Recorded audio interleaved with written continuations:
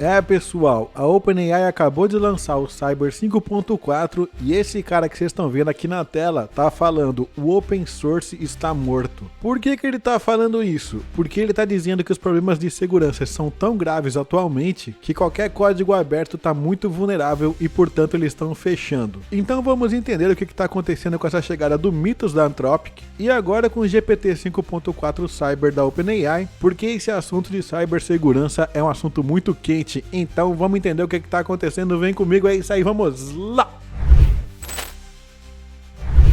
Pessoal, sempre agradecendo a todo mundo que deixou seu like, a todo mundo que se inscreveu, um agradecimento especial a todos os membros do canal que patrocinam esse canal aqui de inteligência artificial, sempre lembrando que os membros têm acesso a vídeos exclusivos de agentes inteligentes, em que eu ensino como faz a integração com WhatsApp, MCP, leitura de PDFs, planilhas e muito mais, e também tem acesso a vídeos antecipados. Bom, para vocês entenderem esse contexto aqui do Cyber 5.4, eu tava lendo essa postagem aqui do Peter Steinberg, e ele tava justamente comentando o vídeo desse cara aqui, que ele tá falando o seguinte, ó, o código aberto está morto. E ele fala que essa empresa aqui, a Calcom, né, a Cal.com, ele vai explicando que a plataforma começou de código aberto, que tava tudo no GitHub, que eles fornecem o software para os clientes dele, mas o que ele tá falando? O fato do código dele tá aberto, as pessoas têm acesso a tudo como foi implementado, toda a infraestrutura, todos os detalhes, e agora com a inteligência artificial vocês já estão ligados, né? Você copia esse código para o seu computador, pergunta para a inteligência artificial, estou tentando melhorar o meu código, me ajude a encontrar as vulnerabilidades que tem aqui dentro dele. E aí a inteligência fala assim, tudo bem, como não? E começa a encontrar ali para você e te dá um detalhe de onde tem falha, de onde não tem falha, como que explora a falha, como que faz para resolver. E nisso as pessoas simples, pessoas comuns, começaram a aprender a encontrar vulnerabilidades e isso ela faz em 5, 10 minutos, não precisa ser nenhum gênio, é só saber mandar um prompt ali que tudo funciona. Bom, e aí esse cara falou assim, eu vou fechar o código e aí já era. Mas aí logo na sequência aqui, o Peter Steinberg, que é o cara do OpenClaw, ele comenta o seguinte, se você olhar para o GPT 5.4 Cyber, que é o que eles estão lançando agora, e a capacidade do Cyber para engenharia reversa de código fechado, tenho más notícias para você, que ele está querendo dizer o seguinte, não adianta fechar seu código, o Cyber 5.4 vai encontrar as brechas ali e já era, não tem o que fazer. E aí o Peter ainda comenta, ó, eu sinto muito essa dor, no entanto, há centenas de equipes que tentam encontrar falhas no OpenClaw.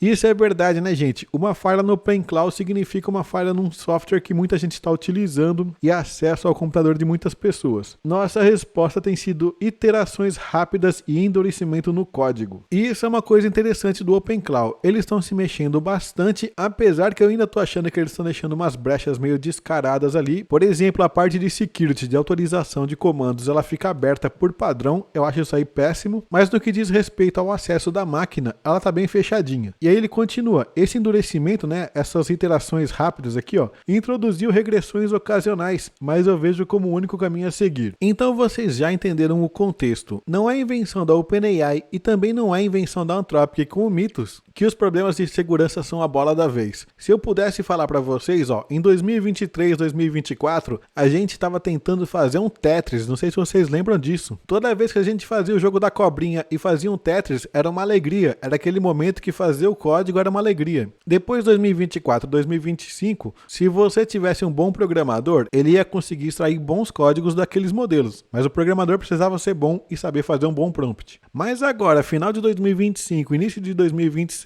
a coisa evoluiu de um jeito que qualquer um consegue pedir alguma coisa para a inteligência artificial e ela vai realizar para ele. E é por isso que a OpenAI está lançando essa ferramenta aqui bem em paralelo, bem ao mesmo tempo ali que o Mythos, que na verdade eu até me surpreendi, essa notícia aqui não é nova. Eles já tinham esse programa aqui do acesso seguro aqui do Cyber, que é o TAC, para milhares de defensores individuais verificados e centenas de equipes responsáveis pela defesa de softwares críticos. E aí eles comentam aqui, ó, estamos começando hoje com uma variante do GPT 5.4 treinada para ser permissiva em relação a ataques cibernéticos, que é o GPT 5.4 Cyber. O que ele está querendo dizer com permissiva? Que ela tem os guarda-reios mais baixos, vocês estão entendendo? Ela não vai ficar ali te questionando por que você está tentando hackear alguma coisa ou tentar encontrar uma falha de segurança, porque ela é feita para encontrar essas falhas, ela é feita para ter essas brechas. E eu diria até que isso aí é aquele roteiro de filme. Eu já falei, roteiro de filme sempre começa com uma exceção. É aquela coisa, tem um modelo especial que foi feita uma versão especial que tem menos segurança e é justamente esse modelo que vazou, sabe-se lá por quê, num pendrive, sabe-se lá de quem. E aí o filme nos primeiros 10 minutos conta essa sequência explicando esse vazamento e dali pra frente vira um apocalipse zumbi. E aí eles comentam aqui, da mesma forma que a IA está sendo usada por invasores que buscam causar danos, desde 2023 apoiamos defensores por meio do nosso programa de subsídios para a segurança cibernética e fortalecemos a segurança por meio da nossa estrutura de preparação. Então assim, que fique claro, a OpenAI não começou esse projeto por causa do Mythos, ela já tinha começado antes, mas agora que o Mythos hypou, ela precisou tomar uma atitude ali e começar a fazer alguma coisa e por isso que ela está lançando isso bem agora. No início deste ano ampliamos nosso suporte aos profissionais de segurança com o lançamento do Codex Security. E isso é verdade, foi uma notícia que eu acabei não falando porque era uma coisa meio assim, uma coisa meio específica da parte de segurança, mas agora que o Mythos virou notícia, que tá todo mundo falando de segurança, e eu, pra ser bastante sincero, aqui no meu canal eu tô bastante preocupado com segurança, então pode esperar que no futuro eu vou comentar um pouquinho sobre isso, falar sobre segurança no Docker, GitHub, a parte de injections, coisas que estão acontecendo nos programas das pessoas que estão gerando código com inteligência artificial, então a gente tem que ficar bastante ligado. Mas a ideia aqui é basicamente acesso democratizado, né? Tornar essas ferramentas o mais amplamente disponíveis possíveis, evitando o uso indevido. E essa é uma diferença do Mythos, né? Porque o Mythos meio que fechou ali dentro de algumas pessoas que eles falaram quem poderia utilizar e quem não poderia. E a OpenAI tem um sistema de autorização que qualquer um pode pedir para ser autorizado, ainda que também tenha um sistema de autorização, né? Nosso objetivo é disponibilizar recursos de defesa avançado para agentes legítimos por todos os portes. Para vocês entenderem do que eu tô falando, se você for no chatgpt.com/cyber, vocês vão cair aqui nessa página aqui,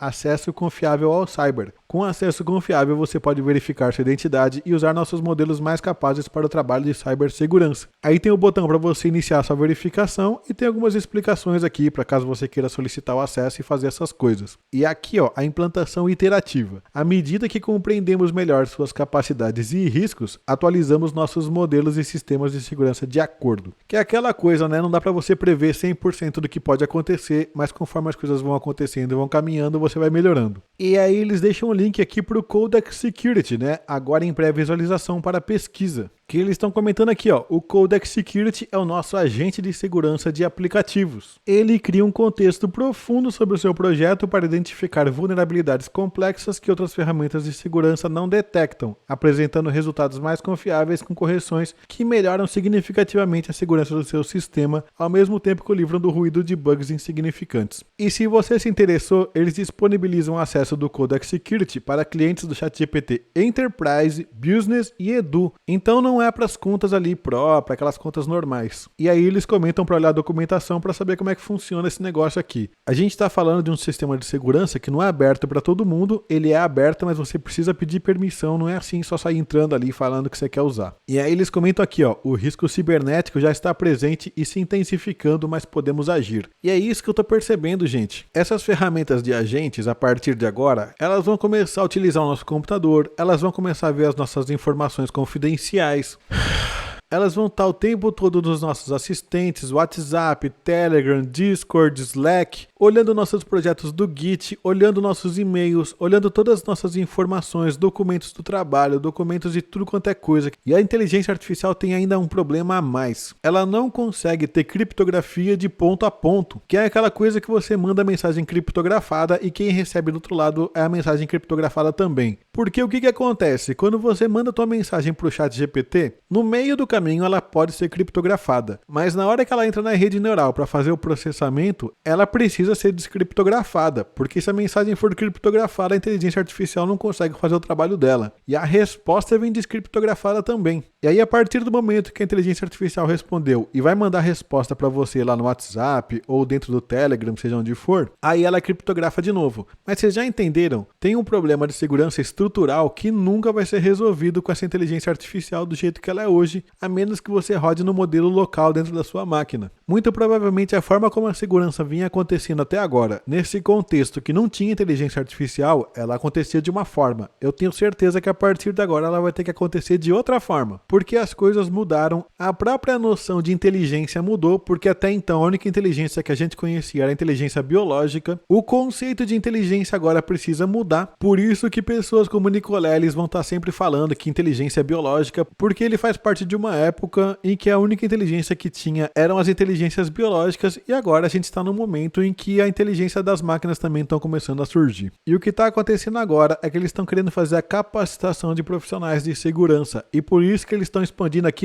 níveis adicionais, em que os níveis mais altos têm acesso ao GPT 5.4 Cyber. Vocês conseguiram entender que é isso que está acontecendo, né? Vários modelos, vários níveis, e dependendo do quanto eles confiam em você, você vai ter acessos mais altos. Como eu já tinha falado, você pode entrar no chatgpt.com/cyber e pedir para se inscrever nesse processo aqui, ou se você tiver uma empresa de segurança, solicita acesso confiável para sua empresa. E aí eles comentam aqui por fim, todos os clientes aprovados por meio desse processo terão acesso a versões de modelos existentes com menos atrito em relação à segurança que podem ser acionados em atividades cibernéticas de uso duplo. Bom, pessoal, eu fiz alguns passos aqui e consegui a minha autorização. A partir de agora ele me dá aqui, ir para o Codex. E aqui, na interface agora, aparece aqui uma aba de segurança, aplicativos, documentos e código. Se eu for aqui na aba de segurança, vai aparecer aqui, boas-vindas à segurança do Codex, prévia experimental. Entre e corrija vulnerabilidades na sua base de código com segurança do Codex, que é viabilizado para conta ChatGPT Enterprise, Business ou Teachers. E ele avisa aquela coisa de sempre, né? Não treina com os dados, pode cometer erros. E ele comenta aqui,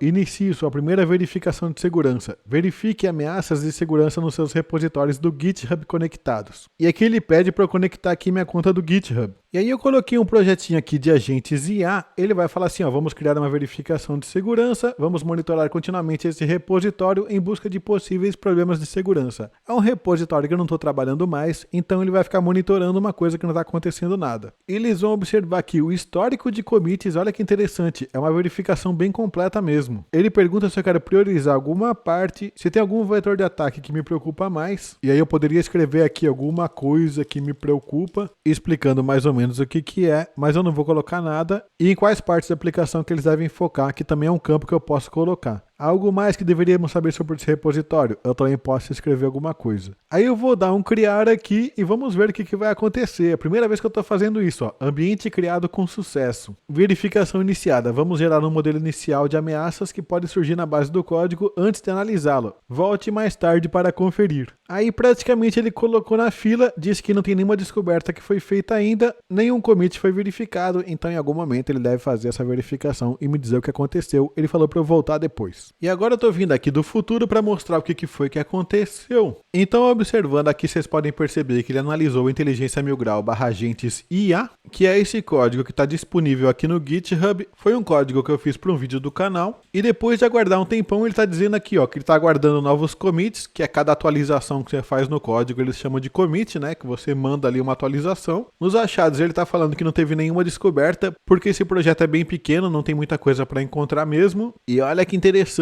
Os commits verificados. Ele verificou minhas 6 atualizações. E isso é um detalhe interessante, porque se você jogar seu projeto hoje, ele vai analisar todo o processo, toda a evolução do seu código até ela chegar na versão atual. Ele não vai simplesmente analisar a versão atualizada. E aí aqui embaixo tá em inglês, né? Eu fiz uma tradução, mas ele faz aqui uma visão geral. Este repositório, uma pequena coleção de scripts de exemplos que mostram como construir agentes de IA e ferramentas. Aí ele lista os arquivos, né? O agentes de IA, agentes MCP, humanos com Playwright, o env de exemplos. E ele começa a fazer aqui um modelo de ameaça, limites de confiança e pressupostos. Por exemplo, esse arquivinho env.exemplo é o típico arquivo ali que tem senhas, que tem API keys, que é uma coisa que eu não gosto muito, que tem que ficar bastante atento. E aí ele já começa aqui, a chave da API OpenAI e outros segredos do ambiente foram carregados via .env. Ele tá percebendo tudo que eu tô fazendo, vocês estão entendendo, né? Recursos locais da máquina, blá blá blá blá blá blá. E aí ele chega aqui, limites de confiança, entradas controladas pelo atacante. Então aqui pensa o seguinte, quando você tem um site na internet, tem campos de texto, tem coisas para preencher, tem coisas que vão interagir com o seu site. E é nesses campos de interação que ele tá chamando aqui, de entradas controladas pelo atacante. Instruções e perguntas, parâmetros passados pela ferramenta. conteúdo retornado por API, porque dependendo de como seu sistema responde, ele sabe o que você está utilizando, qual infraestrutura que você está utilizando, conteúdo da web carregado pelo Playwright, né, um page.goto aqui, são todas as interações com o usuário que meu site está fazendo, então isso daqui é uma parte bem de risco. Aí tem as entradas controladas pelo operador, que são aquelas que são automatizadas, a configuração de API, que a entrada e saída padrão,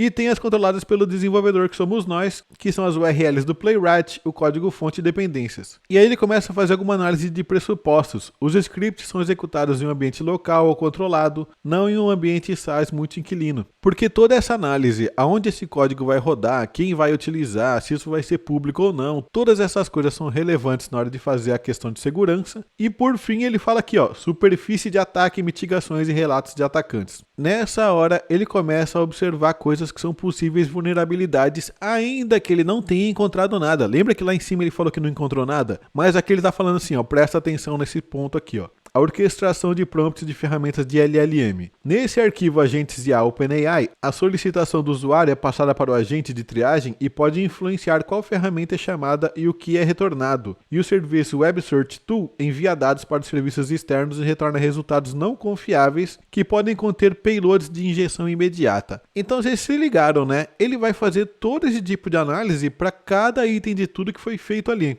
E eu digo mais, esse código é minúsculo, e a quantidade de coisas que ele levantou, ó, 5 itens aqui logo no começo, falando mais itens de mitigação, falando de histórias de agressores aqui, explicando coisas assim, eu honestamente não imaginava que ele ia falar tanta coisa de um código tão pequeno. Isso quer dizer que se você mandar um código gigantesco aqui, ele vai achar muita coisa. Olha só, calibração de criticidade, crítica, alta, média e baixa. E ele considerou crítico aqui, ó, por exemplo, a execução remota de código no host que executa esses scripts, por exemplo, por meio de uma dependência comprometida ou exploração de vulnerabilidades do navegador, levando ao completo comprometimento do sistema. Então essas coisas que ele já está levantando aqui é em relação ao meu próprio código aqui, ó, coisas de comprometimento alto. Lembra que eu falei da chave de API que estava no .env? Ele está falando aqui, ó, comprometimento da chave de API.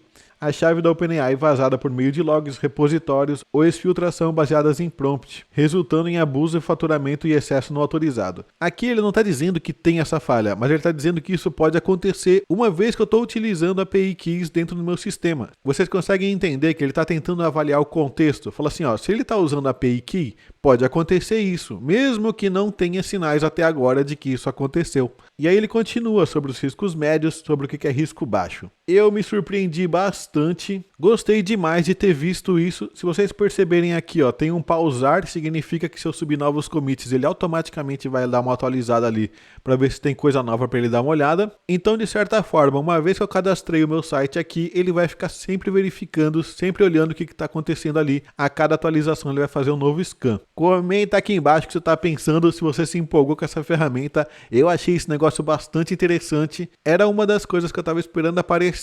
Eu sei que tem muita gente que já roda scripts de segurança, já tem skills especializadas em segurança, tem uma série de coisas de segurança que quem está desenvolvendo hoje já está fazendo. Essa aqui é mais uma, é mais um complemento, é uma coisa a mais para você colocar ali no seu pipeline de coisas para fazer em código que vai para produção. Já comenta aqui embaixo o que você está pensando. Então é um bom momento para você trabalhar com segurança agora. É uma das verticais que eu quero trabalhar mais aqui nesse canal, que eu praticamente não tenho falado disso, mas que esse problema de segurança já está no meu radar, eu já percebi que ele existe e eu já percebi que a quantidade de pessoas que estão utilizando a inteligência artificial só está aumentando e que a falta de conhecimento de segurança é muito grande, inclusive o meu próprio conhecimento. Eu passei as últimas 2 semanas estudando muito a parte de segurança e eu vou continuar estudando alucinadamente porque essa parte de segurança agora pegou pesado, principalmente porque eu tô aqui ensinando inteligência artificial e eu quero mostrar para vocês o caminho seguro, como que a gente faz para chegar no momento ali em que a gente tem certeza que aquilo que a gente está fazendo tem qualidade. Porque eu vou falar uma coisa para você, se o site estiver lento, se o site estiver bugado, se o site estiver com um monte de problemas, se cada hora o botão que você fez aparece num canto da tela, depois aparece num outro, a cor da tela muda, isso não é problema grave, isso é problema leve. Isso é aquele problema pra gente dar risada, mas problema de segurança é um problema bem mais grave.